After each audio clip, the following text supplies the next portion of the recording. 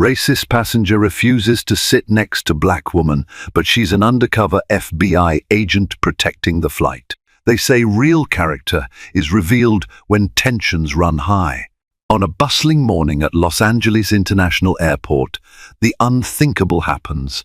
A passenger indignantly refuses to sit next to an African-American woman. Tempers flare, accusations fly, and a silent crowd looks on, unsure how to react. Little does anyone know that very woman is no ordinary traveler. She's an undercover FBI agent on a critical mission to safeguard the entire flight.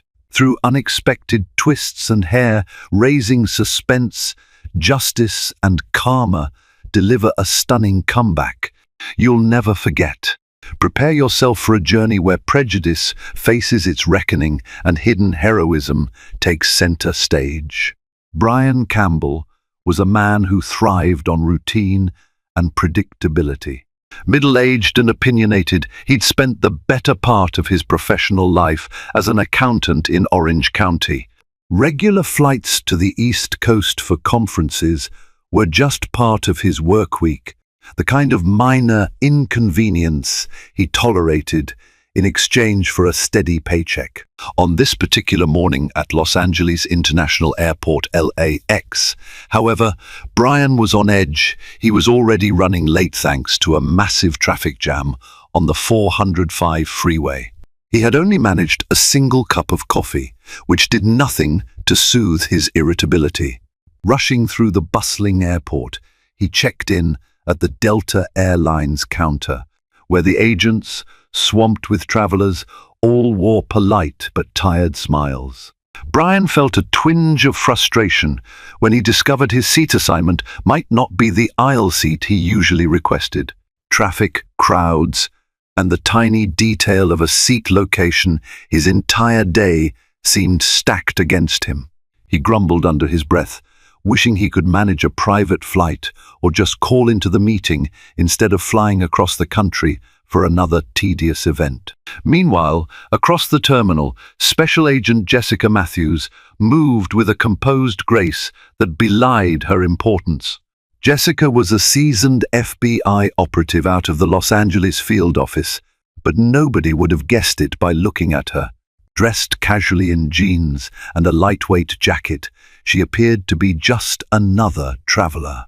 The only giveaway to her real profession was a small, discreet earpiece she wore, and even that was almost imperceptible.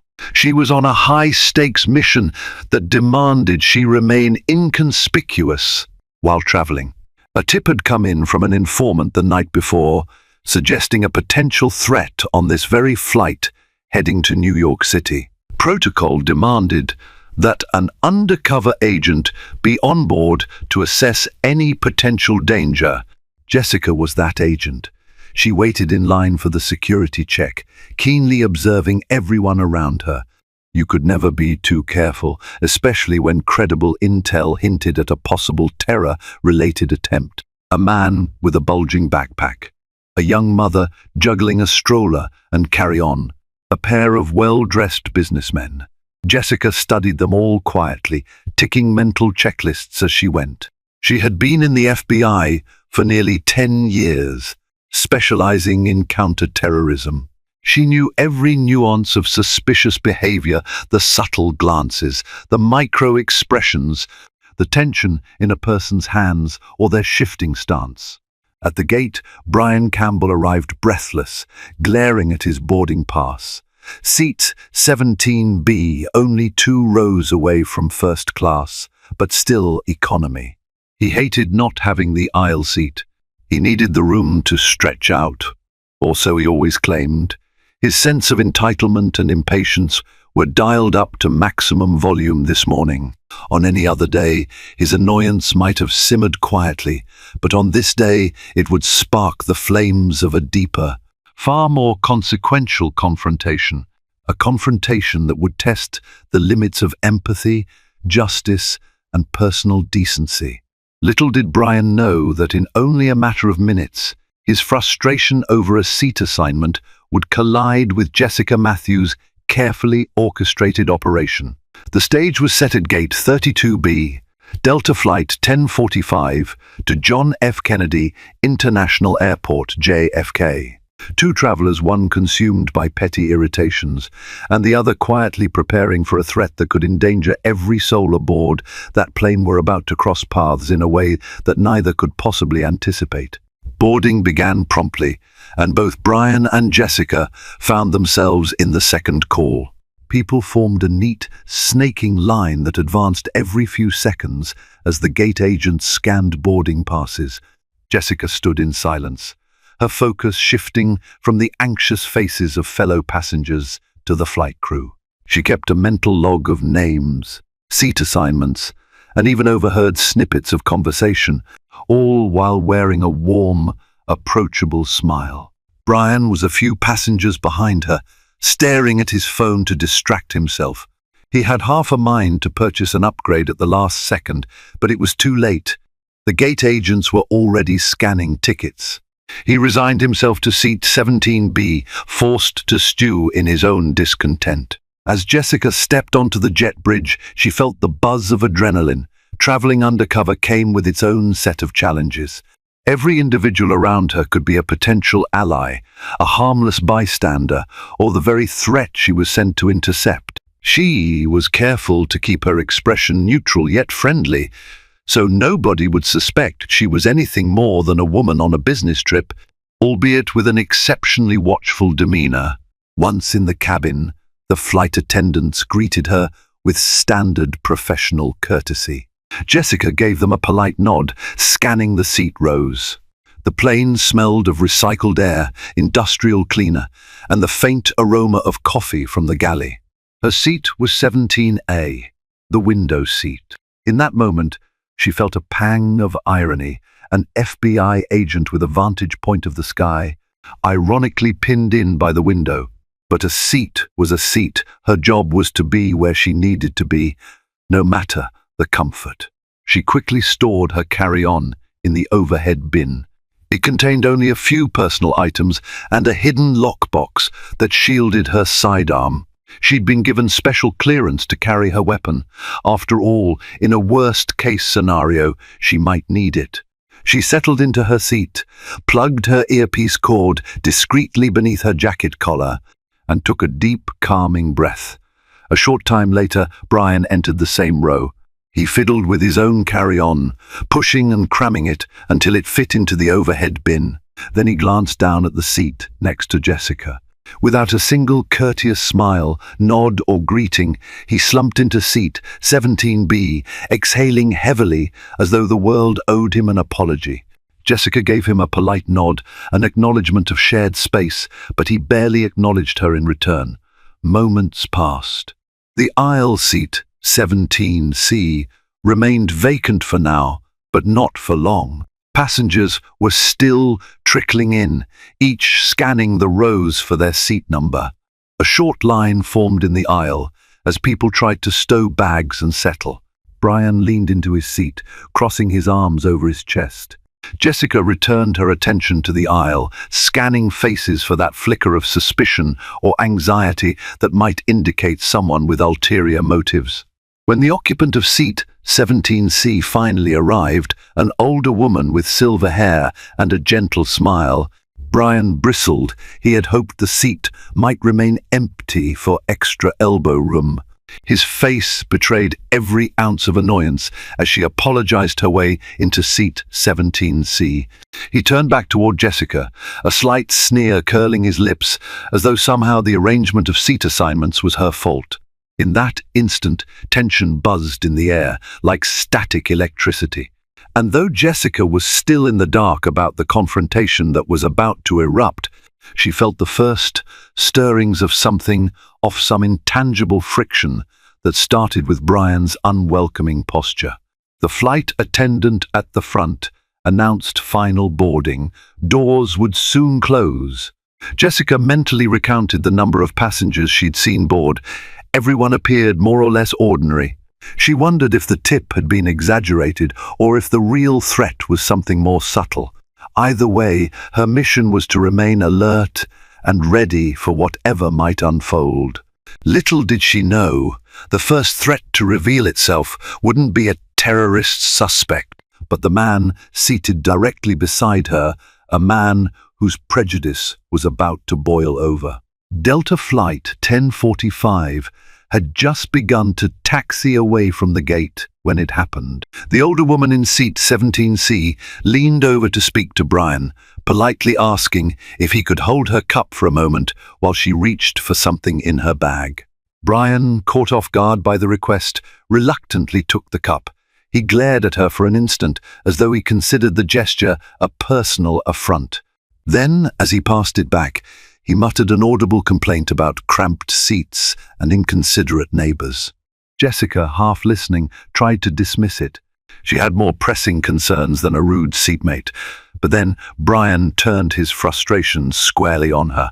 Perhaps it was her quiet calm, or her status as a black woman, or just a reflection of his general disdain for anyone he deemed inconvenient. He angled his body away, grimacing, and mumbled something under his breath that instantly froze Jessica in her seat. "I can't believe I got stuck next to a black woman," Brian said, though quietly enough that most of the cabin didn't hear it. But Jessica did. Her heart pounded, not out of fear but anger. She'd encountered prejudice before, but rarely so blatant in a modern public setting. Brian's words cut through the pre-flight murmur like a sharp blade. She forced herself to remain composed, to remember her training. Confronting him openly might risk blowing her cover. Still, the wave of offense crashed over her, and she needed a moment to steady her own response. The older lady in seat 17C either didn't hear him or chose to ignore it. Jessica made a measured decision: do not engage. She couldn't afford a scene that would draw the attention of the entire aircraft, including any possible suspects. Maintaining anonymity was critical. Yet a sense of justice burned in her gut. She wanted to call him out, to not allow his hatefulness to go unchecked. Brian continued, louder this time, perhaps testing how far he could push it. "These airlines just don't listen, do they? You pay good money, and they seat you next to someone you'd rather not be around." The subtle hush that fell over that section of the cabin was unmistakable. Heads turned. Jessica, on alert, noticed a flight attendant glance their way. The older lady in seat 17C looked mortified, color draining from her cheeks. She tried to calm Brian. "Sir, please. We're just about to take off. Let's not make a scene." But Brian was already on a roll. "I'm not making a scene, I'm stating a fact. I'm not comfortable here, and I'm certainly not comfortable next to her," he spat, pointing at Jessica with an air of entitlement. "I'm asking for another seat." Jessica closed her eyes briefly, inhaling. The scenario was rapidly escalating. She saw other passengers craning their necks, hearing the nastiness of Brian's words. A child, 2 rows back, asked her mother in a loud whisper, "Why is he mad?" That child's innocent query cut deeper than any insult. This was the reality of prejudice, unfolding in a captive space at 17B, for everyone to witness. The flight attendant arrived, forced smile in place. "Is there a problem here?" Brian seized the moment. "Yes, actually. I've got a problem with my seat. I'd like to move. I refuse to sit next to her." The flight attendant's gaze moved from Brian to Jessica, confusion etched across her face. She blinked, as if not quite believing what she'd heard. She looked at Jessica apologetically, then turned back to Brian. "Sir, the flight is full. We're preparing for takeoff. Unfortunately, there's no place to move you." Brian, determined to have his way, made a show of scanning the cabin. "What about first class?" "I'd pay extra, if that's what it takes." "I'm sorry, sir," the attendant replied, her professional tone strained. "First class is also completely booked. If you could please remain seated." At that moment, Jessica felt her phone vibrate subtly in her jacket pocket, likely a coded message from the small earpiece or a text from an FBI colleague. There was no time to check it. She needed to stay calm, keep her composure, and ensure her presence remained low-key. Brian, however, was not finished. I'm not staying in a seat next to some person who makes me uncomfortable. I have rights. I'm calling the airline. This is unacceptable. The flight attendant stood firm, though her eyes betrayed the stress of the situation. Sir, if this continues, we'll have to consider removing you from the aircraft. We cannot depart if a passenger is being disruptive and refusing to comply with crew instructions. In that moment, Jessica wondered if Brian would be escorted off, effectively removing him as a distraction to her real mission. But then, a quiet tension settled. Everyone was waiting, watchful. Finally, Brian acquiesced, albeit begrudgingly. Fine, but don't think I'm letting this go. The flight attendant turned away, relief flickering across her features. Jessica stared straight ahead, her heart still hammering in her chest, though her face remained stoic. She was no stranger to hostility. She'd faced down violent criminals, extremists, people who truly wanted to do her harm. Yet the sting of racism, delivered so casually, always carried a different weight. And this was only the beginning. Once the plane soared into the sky, the cabin lights dimmed slightly. The flight attendants busied themselves with the seatbelt sign announcements and safety reminders. Jessica felt a subtle shift in air pressure as the aircraft descended. The entire time she was acutely aware of Brian's presence on her right. His shoulders were tense, and he seemed to take up more space than he actually occupied, as if building an invisible wall of hostility. Jessica discreetly checked the message on her phone. It was from her contact at the FBI, confirming that a known extremist had purchased a ticket for this flight but had not shown up at the gate. The text read, "Possible lead was a no-show. Stay alert anyway. Could be second party." Jessica's eyes narrowed. A second party? That meant someone else might be on board to carry out a plan. Her adrenaline spiked. The tip hadn't been false. There might still be an active threat in the cabin. She glanced around, scanning faces again, looking for that spark of anxiety or suspicion that could indicate someone on edge. A tall man with a sweat-drenched collar sat a few rows ahead, fidgeting with the in-flight magazine. Another passenger kept glancing at his watch nervously. None of it was unusual, though fear of flying and pre-travel jitters were common. But Jessica would continue to watch like a hawk, determined not to miss a single detail. From the corner of her eye, she noticed Brian typing furiously on his phone.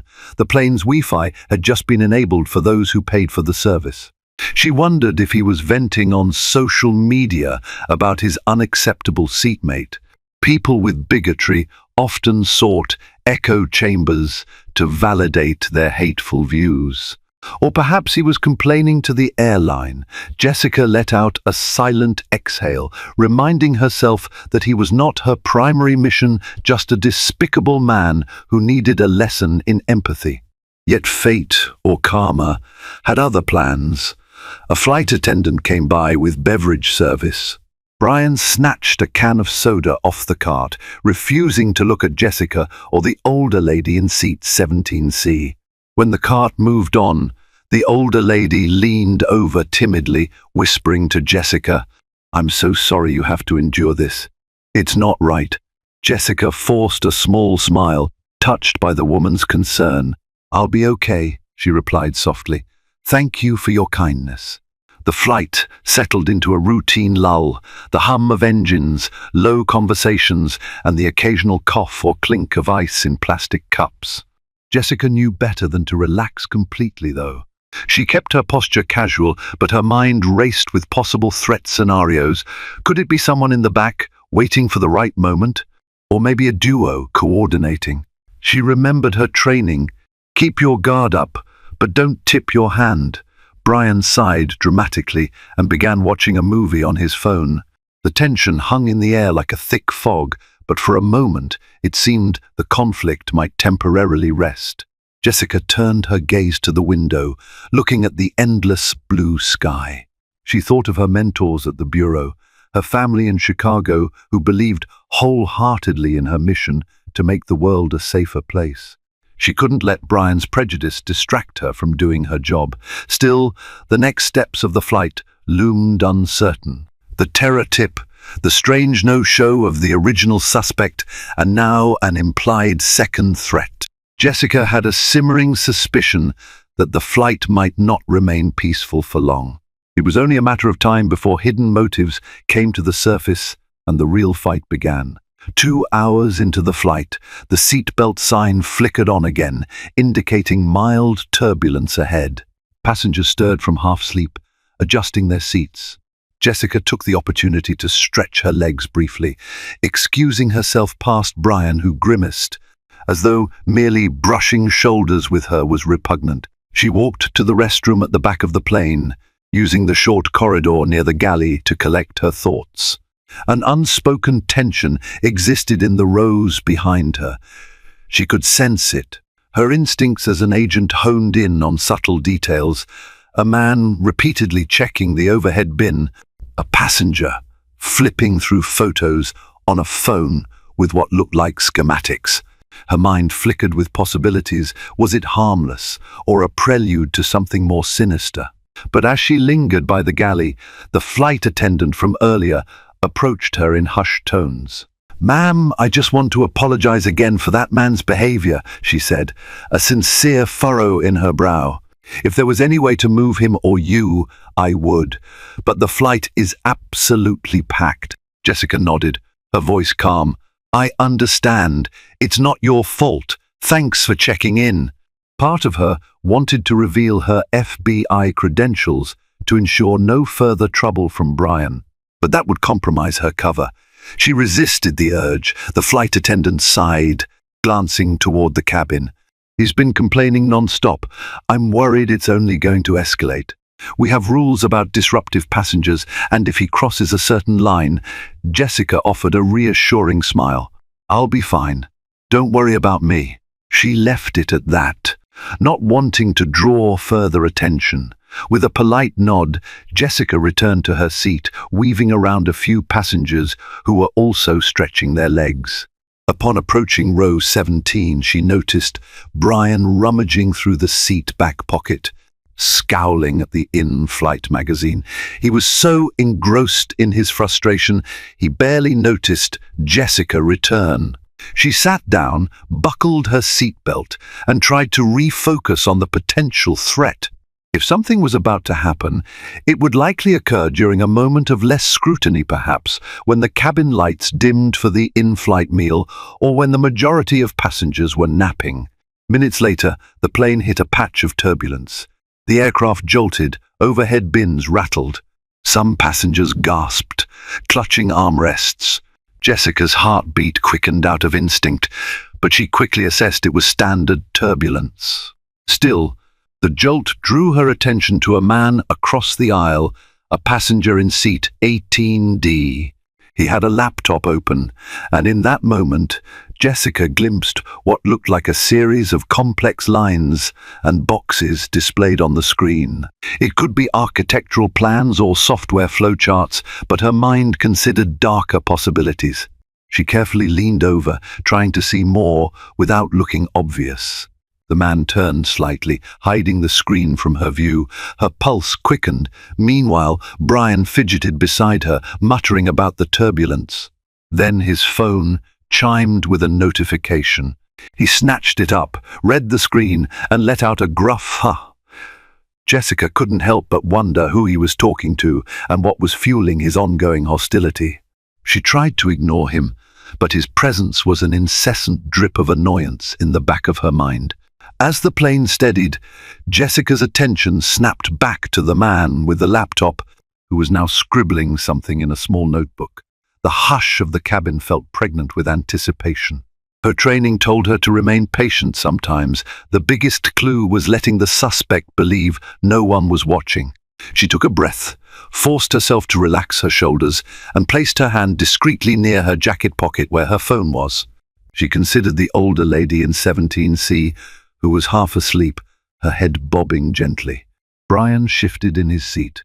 The flight felt both unbearably long and blink of an eye short when weighed against the potential for a sudden crisis. Jessica prayed, in her own silent way, that the threat was nothing more than rumor. But her gut told her otherwise. A storm was coming. She just didn't know if it would strike from 18D, from some unknown passenger in the back, or from the vile man already causing turmoil right next to her. The in-flight meal service finally commenced. Flight attendants, wheeling carts laden with hot trays, asked passengers their choice of chicken or pasta. Jessica opted for the chicken, hoping a bit of protein might steady her nerves. Brian impatiently mumbled a request for the pasta, complaining loudly that the airline always served bland food. The older woman in seat 17C politely declined a meal, stating she had her own snacks. Halfway through the meal, Jessica noticed the man with the laptop, seat 18D, heading toward the restroom at the front of the plane, notebook in hand. Her intuition flared. She had to follow, but carefully. She excused herself yet again, stepping around Brian's legs. He glared at her as though she were an insect. She ignored it. Moving forward, Jessica pretended to be on her own trip to the lavatory. The man with the notebook was indeed heading that way. The line for the lavatories near the cockpit was typically shorter, especially during meal service. Jessica approached casually, as if impatient to use the facilities. The man in 18D turned around momentarily, locking eyes with her. She forced a casual smile, which he returned with a curt nod. He then slipped into the forward lavatory, door clicking shut behind him. Jessica leaned against the bulkhead, silently cursing the limitations of airplane architecture. She couldn't follow him inside, and she certainly couldn't stand around looking suspicious. She waited. A minute passed, then two. Finally, the door clicked open. The man stepped out, carefully tucking his notebook back into his jacket. Their eyes met again, and she noticed he was breathing slightly heavier than before. Nervousness? Jessica couldn't be sure. He passed by, his gaze darting momentarily to her jacket, where her phone was partially visible. Something flickered in his eyes, recognition of some kind. Jessica's heart thudded. Did he suspect her? Before she could speak or make a move, another passenger stepped into the tight aisle, blocking Jessica's path.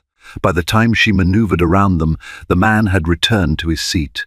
Jessica debated following him right away, but decided that drawing attention to herself would be risky.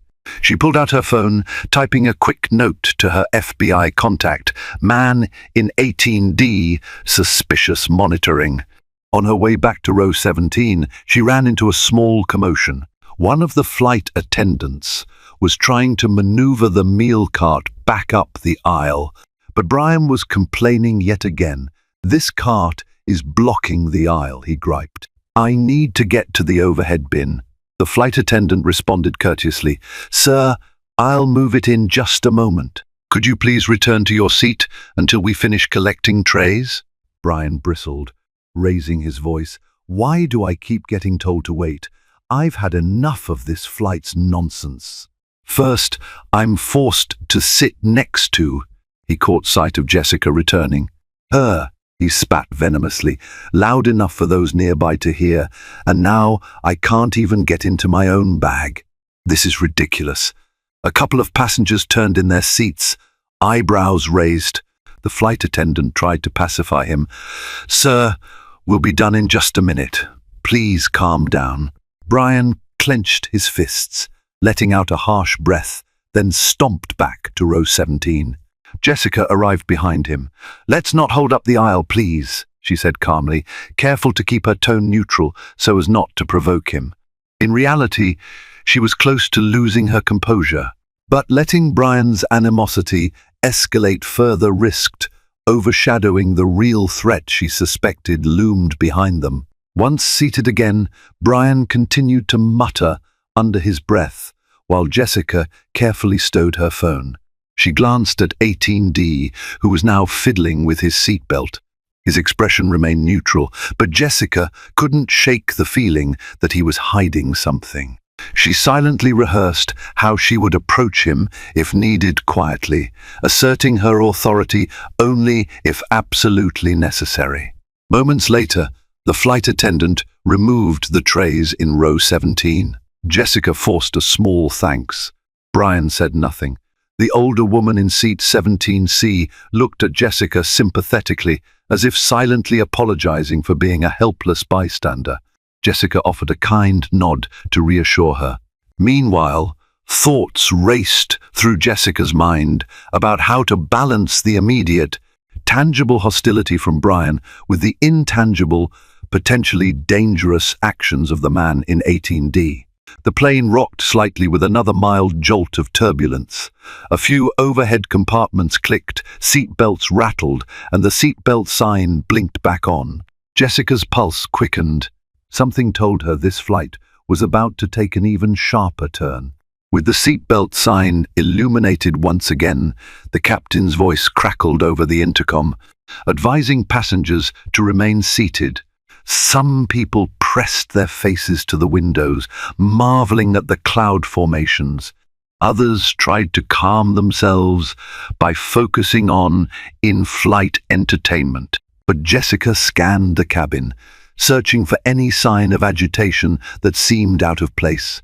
She noticed the man in 18D glancing repeatedly at the seat 2 rows ahead of him, 16F, where a middle-aged woman in a floral blouse sat quietly reading. Was there a connection between them? Jessica watched carefully, but there was no overt interaction, just subtle, repeated looks, like he was keeping track of her for some reason. At the same time, a text lit up Jessica's phone. Possible device on board. Unknown subject. Keep eyes open. Jessica's heart pounded. A device? Bomb? Biological agent? The message was vague, but enough to raise her alert to critical levels. She discreetly replied, investigating possible suspects. Will inform. Suddenly, Brian nudged Jessica with his elbow harder than a polite gesture. Hey, he snarled. If you're going to keep texting, could you at least not crowd my armrest? Jessica bit her tongue, resisting the urge to snap back. Brian had no idea the urgency behind her messages, nor how deeply she wanted to see him put in his place. I'm not crowding, she said calmly. Please keep your elbow to yourself, he scoffed. Unbelievable. People like you have no respect. You think everything revolves around your phone. You people are all the same. Jessica felt the sting of his insinuation, but tried to remain neutral. I'm just minding my own business, sir. Kindly do the same. Brian opened his mouth to retort, but the flight attendant passed by, and he seemed to think better of causing another scene. He clenched his jaw, muttering something indecipherable under his breath. Jessica glanced away, thoughts racing. She realized that she needed to keep an eye on 18D more than ever, but Brian's constant antagonism was making it hard to focus. A new wave of turbulence shook the plane.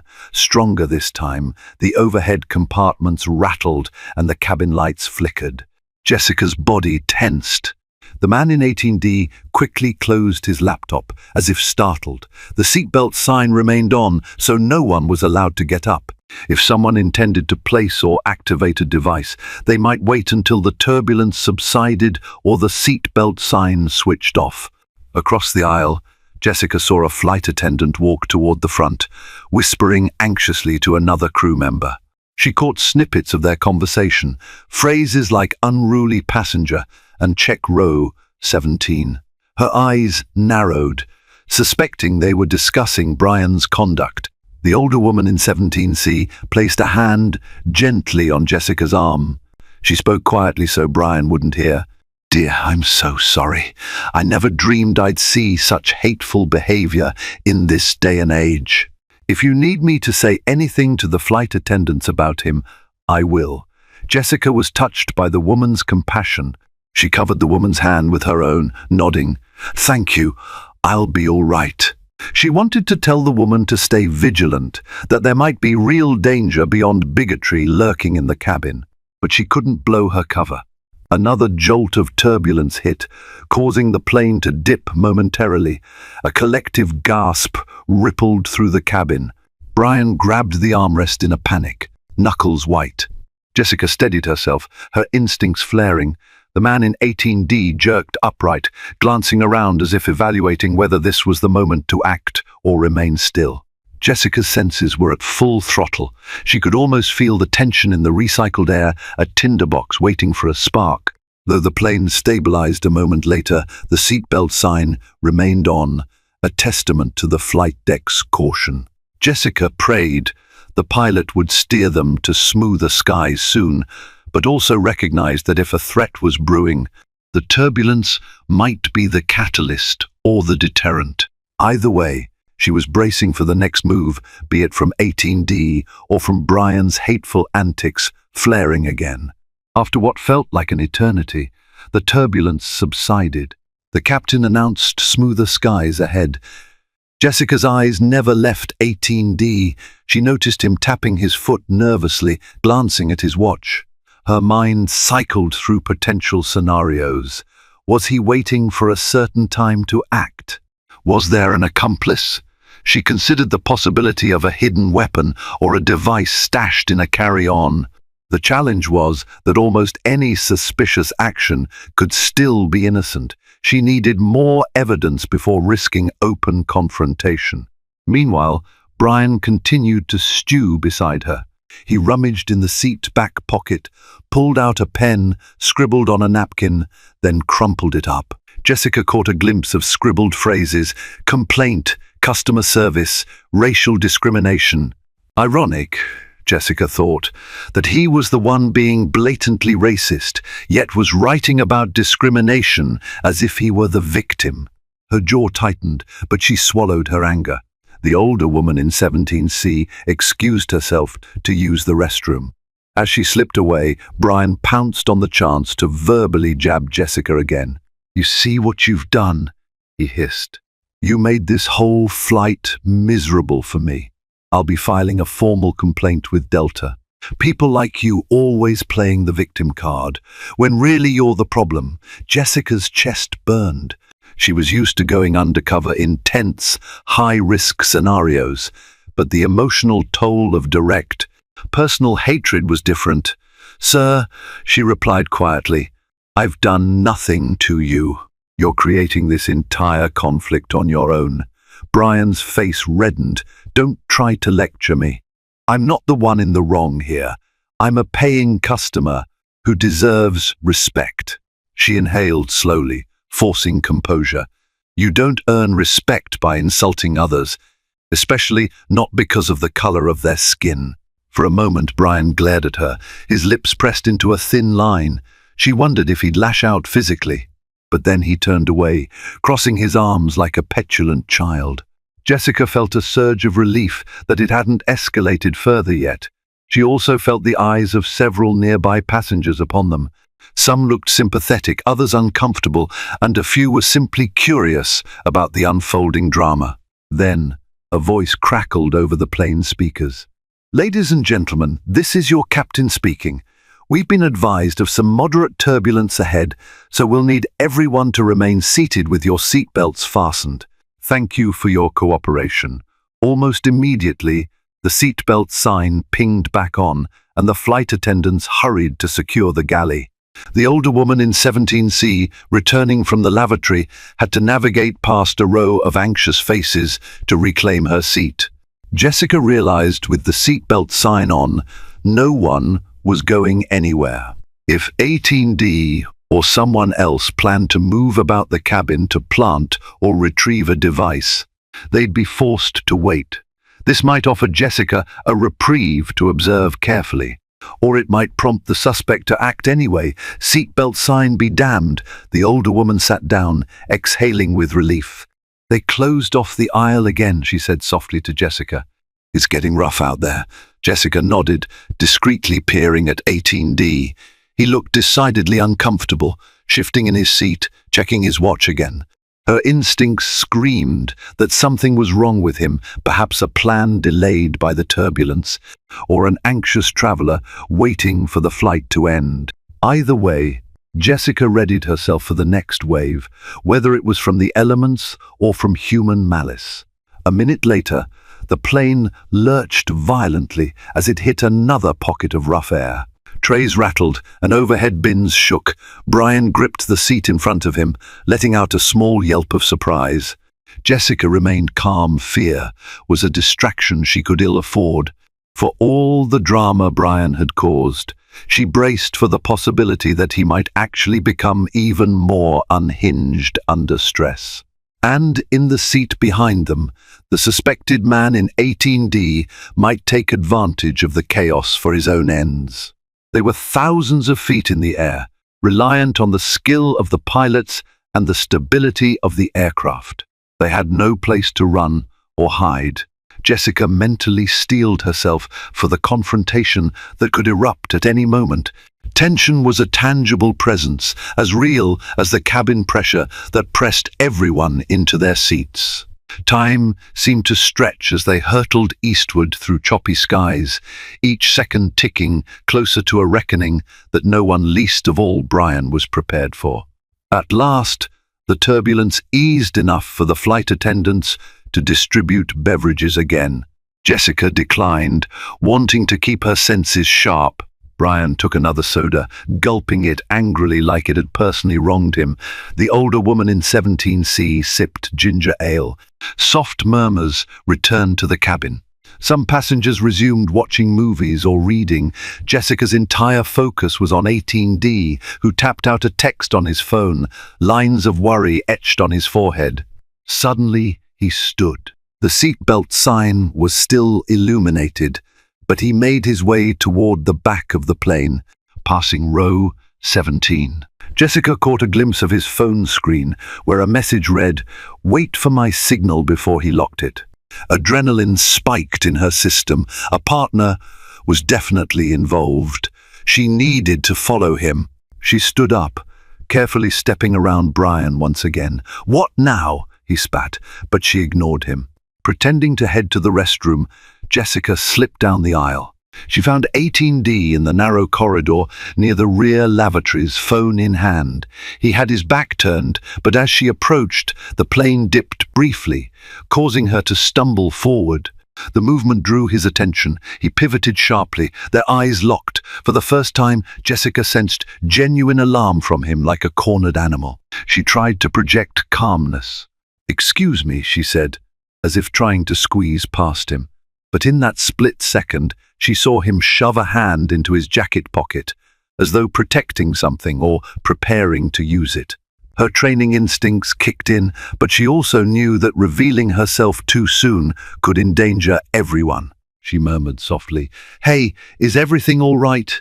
You seem nervous." It was a calculated risk, approaching him directly. He blinked. "I'm fine," he snapped, stepping back. "Go. Use the lavatory if you need to." A flicker of panic crossed his face, quickly replaced by indignation.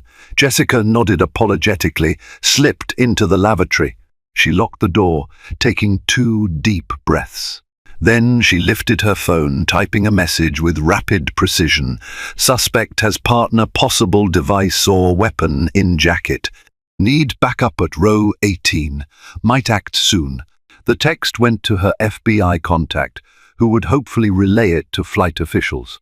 She prayed that she could intercept the threat before it materialized. When she emerged, the corridor was empty. She made her way back to her seat.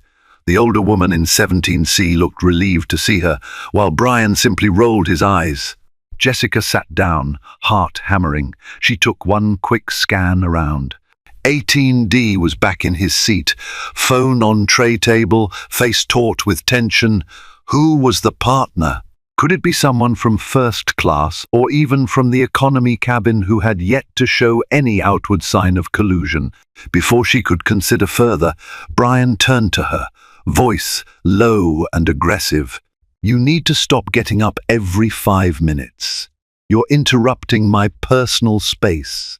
Unbelievable, Jessica thought, but forced a measured response. "I have the right to move when I need to." Brian let out a mirthless laugh. "Of course you'd say that. Typical." His voice dripped contempt. But Jessica no longer had the bandwidth to deal with his pettiness. A potential bomb or violent scheme was in play. She mentally debated revealing her badge just to silence him. Yet that could put everything in jeopardy. She remained silent, ignoring him. A subtle commotion from further up the cabin caught her eye. A flight attendant seemed to be quietly conferring with the older man in seat 15A. They were speaking in hushed tones, eyes darting behind them.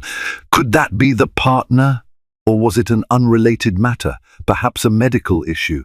Jessica's phone vibrated, a message from her contact. Crew alerted. Another agent on flight. Jessica blinked. She hadn't been informed of another agent being on board. Could her contact be referencing an air marshal? Possibly so. Jessica typed back, "No knowledge of additional agent. Will remain on alert." A swirl of uncertainty filled Jessica's mind. Brian's harassment, while infuriating, was now secondary to the bigger threat. Yet she knew from experience that small distractions often led to missed crucial details. She forced herself to remain calm, scanning for any sign of 18D or an accomplice preparing to move. The plane hummed with the quiet chatter of unsuspecting passengers. Time stretched in the stale cabin air. Was the real storm yet to come, or had the danger passed unfulfilled? As Jessica pondered her next move, Brian turned his head abruptly, trying to catch her attention. For a moment, she braced for another racist tirade, but his face wore a strange expression, almost fear. He leaned in and hissed, "What's going on back there?" He'd seen her looking. "You know something?" Caught off guard, Jessica hesitated. There was a flicker of suspicion in his eyes, as if he'd begun to suspect she was more than just an ordinary passenger. The tension soared to a new level, because if Brian's bigotry and negativity weren't enough, now she had to worry about him guessing her identity and causing a bigger disruption. She steadied herself, preparing for the gauntlet that lay ahead. Jessica took a steadying breath, locking eyes with Brian. She knew the slightest misstep in how she answered could provoke him or tip him off. But a bigger thought loomed. With the flight possibly in danger, was it time to reveal herself? If a crisis erupted, her authority as an FBI agent might be the difference between containment and disaster. She replied calmly, "I don't know what you mean, sir. I'm just being observant." The words sounded weak, even to her own ears. Brian's face twisted in skepticism. Before he could press further, a voice came over the intercom. "Flight attendants, please prepare the cabin for potential turbulence. We're anticipating another rough patch. Everyone, kindly remain seated with your seatbelts fastened." Jessica decided to leverage the announcement to her advantage. She turned away from Brian, feigning a sense of finality in the conversation. The cabin lights dimmed slightly. The older woman in 17C closed her eyes, clearly exhausted by the tension. Jessica scanned for 18D, but he was still in his seat, leaning toward the aisle, glancing at his phone. The plane began to shake again. It was modest turbulence, but enough to jolt the overhead bins. Jessica felt her adrenaline spike anew. If a suspect planned to strike, they might wait for a calmer moment. Or, if their nerves frayed, they might act impulsively in the midst of turbulence. She reached discreetly into her jacket, fingertips brushing against her concealed badge and the edges of her holstered firearm. The vow she'd taken as an agent to protect and defend echoed in her mind. Suddenly, Brian let out a startled gasp. He'd dropped his phone, and it skittered under the seat in front of him. Without thinking, he unclasped his seatbelt and lunged forward to retrieve it. The flight attendant, who happened to be walking by, immediately admonished him. "Sir, you need to remain seated. The seatbelt sign is on for your safety." Brian shot her a venomous glare, but sat back, muttering about incompetent airline staff. Jessica took the opportunity to pivot her torso, peering behind them to see if 18D was moving. He wasn't. But another passenger was standing near the galley despite the seatbelt sign. A tall, broad-shouldered man in his late 30s. He was rummaging in the overhead compartment, ignoring the flight attendant's requests to sit down. Something about his demeanor pinged Jessica's intuition. Then a hush fell over the cabin as the plane gave a particularly strong shudder. A few overhead lights flickered. The tall man in the galley swayed, grabbing onto the overhead bin. In that moment, Jessica spotted 18D rising slightly from his seat, as though about to stand. Her pulse hammered. This could be some coordinated move. She tensed, waiting for the next instant, prepared to rise and intervene, if necessary. But the turbulence abruptly worsened, forcing both men to sit or risk toppling over. The seatbelt sign glowed ominously. Passengers gasped or gripped their armrests. Flight attendants hurriedly strapped themselves into their jump seats. Jessica felt the plane lurch sideways, the unsettling sensation of a sudden altitude drop. Within seconds, the commotion overshadowed any immediate attempt at sabotage. Brian's face went pale as he held onto the seat in front of him, eyes wide with fear. The older woman clutched the armrest, whispering a prayer. Jessica focused on staying calm, heart pounding with the dual threat of natural turbulence and potential violence. She could do nothing until the plane stabilized. Even then, would she have the chance to confront 18D? Or was the tall man by the galley the real partner? Everything seemed to hang in a precarious balance at 30,000 feet. Jessica's covert identity, Brian's hateful disruptions, and the looming possibility of a malicious act.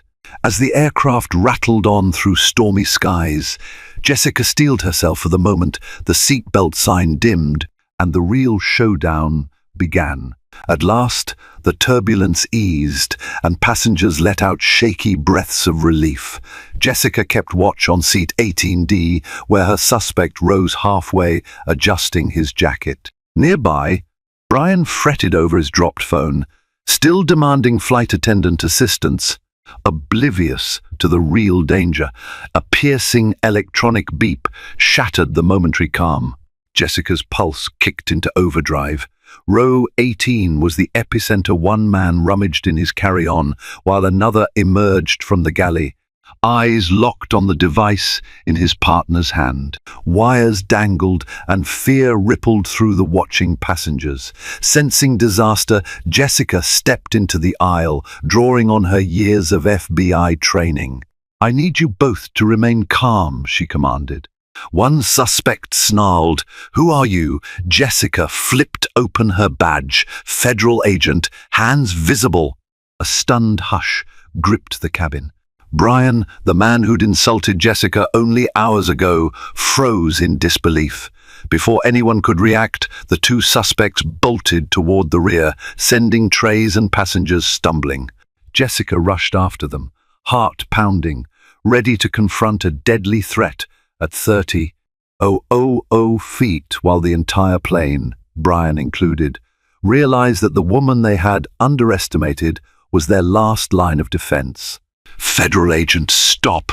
Jessica's voice sliced through the clamor as the two men raced into the galley. Passengers froze in shock, realizing something far deadlier than turbulence was unfolding. Jessica drew her sidearm, keeping the muzzle low and her focus razor-sharp. One suspect, tall and menacing, met her gaze with open hostility. The other clutched a device that beeped ominously, wires dangling from a digital display. Jessica's chest tightened. It looked like a bomb. "Hands where I can see them," she ordered. In a split second, the tall man lunged for her weapon. She sidestepped, twisting his arm and slamming him against the bulkhead. Trays clattered and passengers cowered. Meanwhile, the second man stood trembling, device in hand, a flight attendant shrieking nearby. "Don't press that button," Jessica warned. He hesitated, voice cracking as he insisted, "It's fake, we were paid to do this." The beeping continued. Jessica wrested the device away, exhaling with relief when she recognized it as a sophisticated replica. "Call the pilot emergency landing," she said, flipping her badge into view. The tall man glared, pinned to the floor, the beeping device now safely in Jessica's grip. Across the aisle, Brian looked on in stunned silence, realizing the black woman he'd insulted was an undercover FBI agent protecting his life. As the cabin lights flickered, fear and relief rippled through the passengers.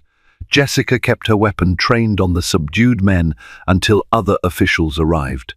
In that charged moment, far above the earth, justice eclipsed ignorance. The hate spewed at Jessica only hours before now stood powerless against her courage and expertise. After seizing the fake bomb, Jessica signaled the pilot for an emergency diversion.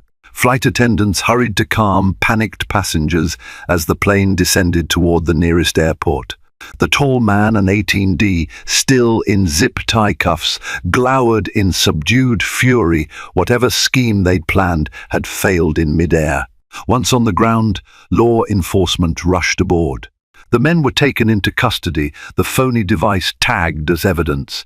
Passengers thanked Jessica, their wide-eyed relief tinged with awe. Brian, trembling in his seat, finally realized that the black woman he'd refused to sit beside was the very FBI agent who had saved them all. Humiliation and regret stained his features as he offered a feeble apology. Jessica, exhausted, only nodded. Some lessons were best learned in the stark light of a near disaster. Stepping off the plane, Jessica felt the weight of her duty and the triumph of justice, proving that prejudice falters in the face of true heroism. What began as a routine flight turned into an unforgettable ordeal. A racist passenger, fueled by ignorance, tried to belittle and demean a black woman, only to discover that she was the very FBI agent protecting everyone on board. Through unthinkable twists, a fake bomb plot, and a daring confrontation at 30,000 feet, justice prevailed. Yet the hardest-hitting lesson wasn't just for the would-be saboteurs, but for the prejudiced individual who realized too late the depth of his wrongdoing. Stories like this remind us that we share more in common than our differences suggest, and that true heroes can come from the most unexpected places. If you found this story gripping, inspiring, or thought-provoking, please remember to like, share, and subscribe.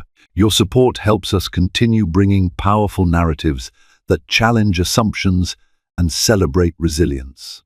Thanks for watching, and stay vigilant out there.